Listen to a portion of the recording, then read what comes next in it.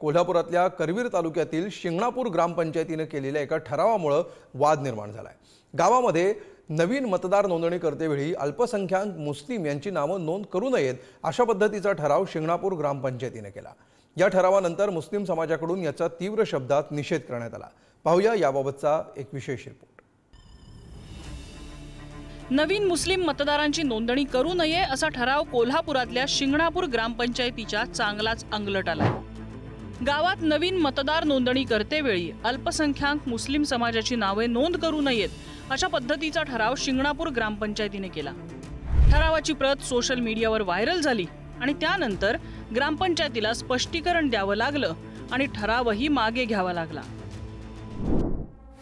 मौजे शिंगणापूर गावच्या गाव सभेत अल्पसंख्याक अर्थात मुस्लिम मतदान नोंदणीबाबत सविस्तर चर्चा करण्यात आली आणि शिंगणापूर गावच्या हद्दीतील नवीन मतदार नोंदणी करतेवेळी नवीन येणाऱ्या अल्पसंख्याक मुस्लिमांची नावे नवीन मतदार नोंदणीत समाविष्ट करण्यात येऊ नये असं सर्वांमध्ये ठरलं।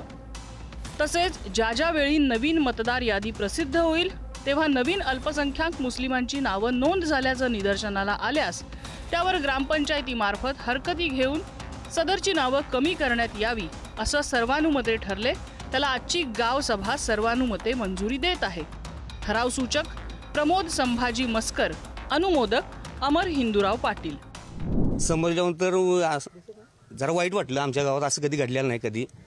आणि परत मला वाटतं की फक्त ध समाज आला सर, यात काही जास्त म्हणजे वाढवून वगैरे आम्हाला कधी त्रास पण झाला नाही। आम्ही हिंदू मुस्लिम असं भाऊबंदकीच्या वर राहतोय, एकमेकाचा विचारपूस बरं वाईट सगळं असते, त्यामुळे आम्हाला काय एवढा त्रास होणार नाही याची पण आम्हाला गॅरंटी आहे। आता शिंगणापूरच्या ग्रामसभेत झालेल्या ठरावाची प्रत सोशल मीडियावर व्हायरल होईपर्यंत असा काही ठराव झाल्याचं गावाबाहेर कुणालाही माहीत नव्हतं। मात्र 2-3 दिवसापूर्वी या ठरावाची प्रत सोशल मीडियावर व्हायरल झाली आणि सर्व स्तरातून टीकेची झोड उठायला लागली। सगळीकडून टीका व्हायला लागल्यानंतर शिंगणापूरच्या सरपंच रसिका पाटील यांना उपरती झाली।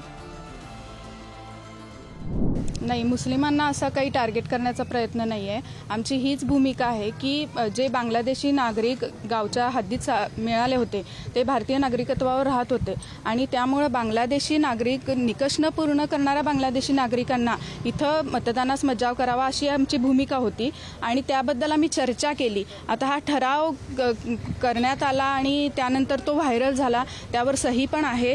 पण जेव्हा ही आमच्या चूक लक्षात आली तेव्हा आम्ही काल लागलीच त्यावर माफी मागितली आणि आजही सर्वांच्या पुढे मी माफी मागते। नाही, नव मतदारांना आम्हाला कुठलाही विरोध नाही। गावातले जे आता 18 वर्ष पूर्ण झालेले त्यांचं मतदानाला नाव हे होणारच की, पण जे बाहेरून जे याल्यात आता कोण ठरवणार की कोण घुसखोर आहे आणि कोण इथला आहे? बरोबर ना? तेवढी यंत्रणा ग्रामपंचायतमध्ये आहे का त्या लेवलला? आधार कार्ड पॅन कार्ड कोणीही काढू शकतं आणि ते दाखवून कोणीही घुसखोरी करू शकतं। आता बांगलादेशाची काय परिस्थिती आहे तो लोंढा सगळा इकडेच येणार आहे, तो थांबवण्यासाठी हा आमचा ठराव आहे। बाकी मुसलमानांना कुठल्याही प्रकारचा विरोध नाही। भारतीय राज्यघटनेतील कलम 326 नुसार 18 वर्षावरील भारतातल्या प्रत्येक नागरिकाला मतदानाचा अधिकार आहे। एकीकडे मतदानाचा टक्का वाढावा, लोकशाही बळकट व्हावी यासाठी प्रशासन प्रयत्न करतंय। मात्र इकडे अल्पसंख्याक मुस्लिमांची नवीन मतदार यादीत नावच नोंद करू नये अशा पद्धतीचा केलेला ठराव म्हणजे लोकशाहीची हत्याच असल्याच्या टीका सुरू आहेत। त्यामुळे प्रशासन या प्रकरणाकडे कशा पद्धतीने पाहतंय हे पाहणं गरजेचं आहे। शेखर पाटीलसह ब्युरो रिपोर्ट, पुढारी न्यूज, कोल्हापूर।